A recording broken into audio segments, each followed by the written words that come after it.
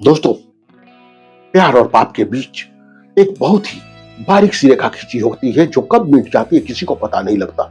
हमारी ये कहानी भी कुछ इसी पर आधारित है। जोया और अंबर जो एक दूसरे से प्यार करते थे।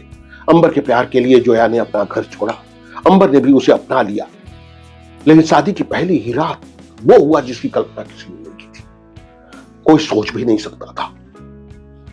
दोस्तों, ये एक ऐसी उलझी हुई कहानी है जो मैं आपके सामने रख रहा हूं, जिसके सच का अंदाजा आप नहीं लगा सकते, जिसके अंत का अंदाजा आप नहीं लगा सकते। कभी आपको लगेगा कि ये एक प्रेम कहानी है, कभी लगेगा कि ये एक मर्डर मिस्ट्री है, कभी लगेगा ऑनर किलिंग है, कभी लगेगा एक सस्पेंस थ्रिलर है। लेकिन इस कहानी का सच क्या है, ये आपको इस कहानी के अंत में ही पता लगेगा। अगर आप अंदाजा लगाएं तो कमेंट जरूर करें। हमारी आज की इस कहानी का टाइटल है पाप की परछाई। इंसान पाप तो करता है, इंसान को नहीं पता कि पाप की परछाई हर वक्त उसके साथ चलती है और एक न एक दिन वो अपना रंग दिखाती है।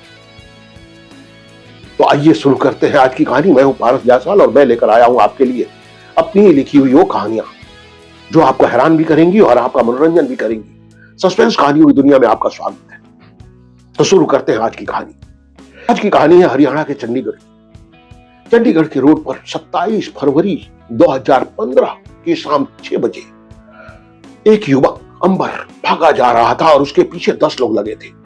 उन 10 लोगों के हाथों में, किसी के हाथ में हॉकी स्टिक, किसी के हाथ में क्रिकेट बैट, किसी के हाथ में चैन, किसी के हाथ में चाकू, किसी के हाथ में लकड़ी के डंडे, सब उसे दौड़ा रहे थे मारने के लिए। और वो हासा भाग रहा था, लेकिन कब तक भागता, आखिर वो घिरा हुआ है और 10 उसके करीब आ रहे हैं और आखिर 10 उसे मारना शुरू करते हैं, बुरी तरह मारते हैं। वो अधमरा हो चुका है, घायल हो चुका है बुरी तरह। लोगों की भीड़ जमा हो चुकी है, लेकिन किसी में ये हिम्मत नहीं है कि उस 10 गुंडों को वो रोक सके। और उन्हीं गुंडों में जो उनका बॉस था, आखिर में लात मारते हुए अंबर से कहता है कि तूने अगर आज के बाद जिया की तरफ आंख उठा के भी देखा तो फिर हॉस्पिटल जाने के लायक भी नहीं रहेगा। और वो 10 पलटते हैं, वहां से निकल जाते हैं। सारे लोग देख रहे हैं, वो बड़ा सा बेहोश पड़ा हुआ है अंबर। तभी उस भीड़ में एक आदमी पहचान लेता है, कहता है अरे ये तो सुष्मिता देवी का बेटा है, सुष्मिता देवी, समाज सेविका सुष्मिता देवी। तुरंत हॉस्पिटल, तुरंत एम्बुलेंस को फोन करो, सुष्मिता देवी को फोन करो। और फिर हलचल मचती है। हाँ, कोई एम्बुलेंस को फोन करता है, कोई सुष्मिता देवी को फोन करता है और एम्बुलेंस वहां पहुंचती है, अंबर को उठाकर हॉस्पिटल लेकर जाती है। सुष्मिता देवी को पता लगता है कि उनके बेटे के साथ यह हादसा हुआ है, कुछ लोगों ने उसे इस कदर मारा है। वो भागते हुए हॉस्पिटल पहुंचती है जहां डॉक्टर अंबर का ट्रीटमेंट कर रहे हैं। सुष्मिता देवी एक सम्मानित महिला थी, वो समाज सेविका कहलाती थी और इसीलिए समाज में उनका बहुत मान सम्मान था। सुष्मिता देवी के बेटे के साथ ये घटना हुई है, ये जानकर पुलिस भी वहां पहुंच गई। इंस्पेक्टर खुद सुष्मिता देवी से पूछता है कि वो 10 लोग कौन थे जिन्होंने आपके बेटे के साथ इस तरह से मारपीट की है, आपके बेटे को मारा है। सुष्मिता देवी कहती है मुझे खुद इस बारे में कुछ नहीं पता, जब तक अंबर होश में नहीं आता तब तक कुछ नहीं कहा जा सकता। अंबर ही बताएगा कि वो लोग कौन थे। पूरी रात इलाज चलती है, वो बेहोशी की हालत में है, ट्रीटमेंट चल रहा है और फाइनली सुबह उसे होश आता है। सुष्मिता देवी उससे पूछती है कि कौन थे वो लोग, क्या दुश्मनी है तुम्हारी उससे। और अंबर बताता है कि वो जिया के मामा के लोग थे। सुष्मिता देवी पूछती है जिया कौन, और अंबर बताता है कि मैं जिया से प्यार करता हूं, वो मेरे ही कॉलेज में पढ़ती है। जिया अपने मामा के यहाँ पली बढ़ी है, उसके माता पिता की मौत बचपन में ही हो गई थी, इसीलिए वो अपने मामा के यहाँ पढ़ी है। उसके मामा है चौधरी महेंद्र सिंह, जिन्होंने जिया को पाला है। और उन्हें जब ये पता लगा कि जिया मुझसे प्यार करती है तो उन्होंने पहले तो मुझे धमकाने की कोशिश। अंबर बताता है कि जब मैं उनकी धमकियों में नहीं आया तो उन्होंने अपने आदमी भेज दिए, वो उन्हीं के भेजे हुए आदमी थे। अब अंबर से ये सब सुनने के बाद सुष्मिता देवी कहती है ठीक है, मैं खुद जाकर चौधरी महेंद्र सिंह से मिलूंगी और उनसे बात करूंगी, मैं देखूं तो कि उनके दिमाग में चल क्या रहा है, इस प्यार के बारे में क्या सोचते हैं वो। और सुष्मिता देवी जिया के मामा चौधरी महेंद्र सिंह से मिलने पहुंचती है। चौधरी महेंद्र सिंह सुष्मिता देवी को देखते ही भड़क उठते हैं, कहते हैं कि आप समाज में सम्मानित हैं, इसका मतलब ये नहीं कि आपका बेटा किसी की इज्जत से खेले।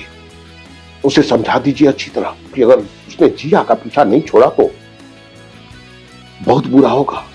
और सुष्मिता देवी उसे डांटती है कि प्यार को पाप समझते हैं आप जैसे लोग। वो दोनों बालिग हैं और अपने मर्जी से अपनी पसंद से शादी कर सकते हैं, आप उन्हें नहीं रोक सकते। सुष्मिता देवी ये सब कहने के बाद वहां से निकलती है और वापस आ जाती है। अंबर अभी हॉस्पिटल में ही है। एक दिन जिया का फोन आता है, जो कहीं से छुप के फोन कर रही है और जिया अंबर को बताती है कि मेरे और तुम्हारे बारे में किसी और ने नहीं, राहुल ने बताया है। जब से मैंने राहुल के साथ ब्रेकअप किया है, राहुल गुस्से में जला भुना बैठा है। उसने जाकर मेरे मामा को तुम्हारे बारे में बताया है। अंबर कहता है कि मुझे पता है। अंबर कहता है कि तुम क्या सोचती हो, अगर तुम तैयार हो तो हम शादी कर सकते हैं, क्योंकि तुम्हारे मामा तो मानने वाले थे। और जिया कहती है कि तुम घर से निकलना चाहती हूँ, इस कैद से निकलना चाहती हूँ। यहाँ की तौर तरीके मुझे पसंद नहीं है। ऐसा लगता है कि किसी ने मुझे कैद करके रखा हुआ है। यहाँ ना मैं खुल के हंस सकती हूँ, ना बोल सकती हूँ, ना बात कर सकती हूँ। किसी चीज की कोई आजादी नहीं है। मैं निकलना चाहती हूँ यहाँ से। अंबर उसके बाद अपनी माँ से बात करता है और सुष्मिता देवी कहती है कि ठीक है, अगर जिया तुम्हारे साथ शादी करने को तैयार है तो मैं सारा अरेंजमेंट करूंगी। मैं मैरिज रजिस्ट्रार से बात करती हूँ, उनसे तारीख लेती हूँ और जो तारीख तय होगी उसी तारीख पर जिया को घर से निकलकर तुम्हारे पास आना होगा। उसी दिन मैरिज रजिस्ट्रार के सामने तुम दोनों की शादी होगी। मैरिज रजिस्टर्ड होगा और बाकायदा पुलिस प्रोटेक्शन के बीच होगा। महेंद्र चौधरी कुछ नहीं कर पाएंगे। अंबर ये सुनकर खुश हो जाता है और अंबर सुष्मिता देवी से ये जरूर कहता है कि इस बारे में किसी को भी भनक नहीं लगना चाहिए, वरना जिया को वो लोग निकलने नहीं देंगे। जिया वहां से नहीं निकल पाएगी। तो इस बात को बहुत ही गुप्त रखते हुए ये सारा प्रोग्राम बनाया जाता है। रजिस्ट्रार से बात हो जाती है, वहां से तारीख ले ली जाती है। वो तारीख अंबर जिया को बता देता है और ठीक उसी तारीख पर जिया अपने घर से निकलती है, आकर अंबर से मिलती है। अंबर और जिया दोनों रजिस्ट्रार के ऑफिस पहुंचते हैं। वहां सुष्मिता देवी उन दोनों का इंतजार कर रही है। सारी तैयारी हो चुकी है। वहां पुलिस प्रोटेक्शन भी है, इंस्पेक्टर और कुछ कांस्टेबल भी है, क्योंकि सुष्मिता देवी ने उन्हें बता रखा है कि इस शादी को रोकने के लिए महेंद्र चौधरी कुछ भी कर सकते हैं। मैरिज रजिस्ट्रार के सामने अंबर और जिया की शादी होती है। दोनों एक दूसरे को जयमाला पहनाते हैं, सिग्नेचर करते हैं और दोनों की शादी रजिस्टर्ड हो जाती है। पुलिस प्रोटेक्शन के बीच ही गाड़ी में दोनों बैठते हैं। सुष्मिता देवी भी बैठती हैं और वो घर पर आते हैं। घर में काम करने वाली नंदा सुष्मिता देवी के कहने पर वो सब कुछ तैयार कर चुकी है और बहू के कदम घर में पड़ते हैं। उसकी आरती उतारी जाती है और जो भी रीति रिवाज होते हैं वो सारे पूरे किए जाते हैं। सुष्मिता देवी जिया को ले जाकर उसके कमरे में बैठाती हैं। उसका कमरा भी पहले से ही सजा दिया गया है। इस बात की खबर महेंद्र चौधरी को भी मिलती है। महेंद्र चौधरी गुस्से में अपने आदमियों के साथ पहुंचते हैं और सुष्मिता देवी को धमकाते हैं कि आपने ये अच्छा नहीं किया, मेरे घर की बेटी को भगाकर अपनी बहू बनाने की कोशिश की है आप, ये कभी कामयाब नहीं होगा। अभी भी कुछ नहीं बिगड़ा है, जिया को मेरे साथ जाने दीजिए, मैं भूल जाऊंगा कि जिया और अंबर की शादी हो चुकी है। और सुष्मिता देवी कहती है कि अब कानूनन मेरे घर की बहू है, मेरे बेटे की पत्नी है और उसे आप यहां से नहीं ले जा सकते। तब तक इंस्पेक्टर पहुंच जाता है। इंस्पेक्टर चौधरी को अपने आदमियों के साथ लौटना पड़ता है। सुष्मिता देवी के घर में अब बधाई देने वाले लोग भी आने लगे हैं, जो अंबर को बधाई देते हैं, सुष्मिता देवी को बधाई देते हैं। शाम हो चुकी है, बाहर हल्की हल्की बारिश हो रही है। सुष्मिता देवी 7:30 बजे ऊपर से आती हैं और नीचे अपने दोस्तों के साथ अंबर बैठा हुआ है और अंबर से कहती है कि बेटा मैं वकील साहब से मिलने जा रही हूँ, कुछ बात करना जरूरी है। अंबर अपनी माँ को मना करता है कि वकील साहब से मिलना है, कल जाके मिल लेना, अभी इतनी बारिश में कहाँ जाओगी। लेकिन सुष्मिता देवी कहती हैं कि वकील साहब से मिलकर बात करना जरूरी है, मैं 1 घंटे में मिलकर आ जाऊंगी। और सुष्मिता देवी घर से निकल जाती है। सुष्मिता देवी अपनी गाड़ी लेकर निकलती हैं।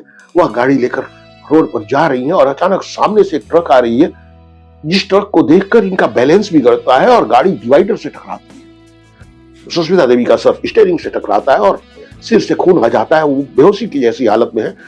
लोग गाड़ी के आसपास जमा हो जाते हैं, दरवाजा खोलते हैं। सुष्मिता देवी बाहर निकलती हैं। सुष्मिता देवी अपना मोबाइल निकालती हैं और कहती हैं कि मेरे बेटे का नंबर डायल कीजिए। लोग उनके बेटे अंबर का नंबर डायल करते हैं। वो अंबर को बताती है कि बेटा एक एक्सीडेंट हो गया है, मेरे सर में चोट लगी है। हाँ, आसपास जो लोग हैं वो कहते हैं कि ये बेहोशी की हालत में हम इन्हें सिटी हॉस्पिटल लेकर जा रहे हैं, आप तुरंत वहां पहुंचिए। अंबर सुनकर बुरी तरह घबरा उठता है, लेकिन वो जिया को नहीं बताता कि माँ का एक्सीडेंट हुआ है। वो तुरंत दोस्तों से विदा लेता है और वहां से निकलता है। वो हॉस्पिटल पहुंचता है। हॉस्पिटल में सुष्मिता देवी का इलाज चल रहा है। डॉक्टर कहता है कि बहुत गहरा जख्म नहीं है और अगर कुछ और प्रॉब्लम होगी तो कल दूसरे टेस्ट वगैरह कर लेंगे। अभी तो ऐसा लग रहा है कि सिर्फ सिर में छोटा सा जख्म है, हमने पट्टियां कर दी है, आप लोग घर जा सकते हैं। और सुष्मिता देवी अंबर से पूछती हैं कि तुम जिया को बताकर तो आए हो ना कि तुम यहां आ रहे हो। कहता है नहीं माँ, वो भी घबरा जाती इसीलिए मैंने नहीं बताया। बोली अच्छा किया। कहती कि अब फोन करके नंदा को बोल दो कि वो बहू के कमरे में जाकर उसे बोल देगी कि हम लोग बस थोड़ी देर में घर पहुंच ही रहे हैं, क्योंकि वो अकेली बैठी बैठे बोर हो गई होगी। उसके साथ बैठने वाला, बात करने वाला भी तो कोई नहीं है। कहता है हाँ माँ ठीक है। वो नंदा को फोन करता है। नंदा को फोन करके, नंदा उस वक्त किचन में काम कर रही है, नंदा को फोन करके कहता है कि जाकर जिया से पूछ लो, अगर उसे कुछ नाश्ता वास्ता करना हो तो ले जाकर नाश्ता दे दो और कह देना कि हम लोग थोड़ी देर में घर पहुंच रहे हैं। उस वक्त 8 बज रहे हैं। काम कर रही नंदा गैस ऑफ करती है और जिया के कमरे की ओर बढ़ती है। लेकिन तभी अचानक फायर की आवाज गूंजती है। नंदा सुनकर हड़बड़ा उठती है और तेजी से भागती है कमरे की तरफ। जाकर जिया के कमरे का दरवाजा खोलती है और देखकर शॉक रह जाती है। जिया नीचे फर्श पर गिरी हुई है, उसके माथे पर गोली लगी है, वो मरी पड़ी है। जिसे देखकर नंदा के मुंह से चीख निकल जाती है। चीखते हुए कमरे से भागती है। तो आखिर क्या था ये? एक लड़की बड़े सपनों को लेकर दुल्हन बनी थी। नए सपने थे, नए अरमान थे, लेकिन उसी रात किसी ने उसका कत्ल कर दिया। कौन था उसका कातिल? क्या ये ऑनर किलिंग था? क्या राहुल ने जिया का कत्ल किया था, या जिया के मामा महेंद्र चौधरी ने, या परम ने? आखिर क्या था राज इस कत्ल का? ये सारी सच्चाई, ये सारे सवालों के जवाब अगले एपिसोड में। अगला एपिसोड भी आपको हैरान करेगा। अगर मेरी ये कहानी पसंद आई हो तो एपिसोड को लाइक करें, शेयर करें, सब्सक्राइब करें और कमेंट करें। कमेंट करके बताएं कि एपिसोड कैसा लगा। आपके सवालों का जवाब अगले एपिसोड में जो होगा आपकी परछाई का एपिसोड 2। दूसरा एपिसोड देखना ना भूलें। तो मिलते हैं अगले एपिसोड में। धन्यवाद।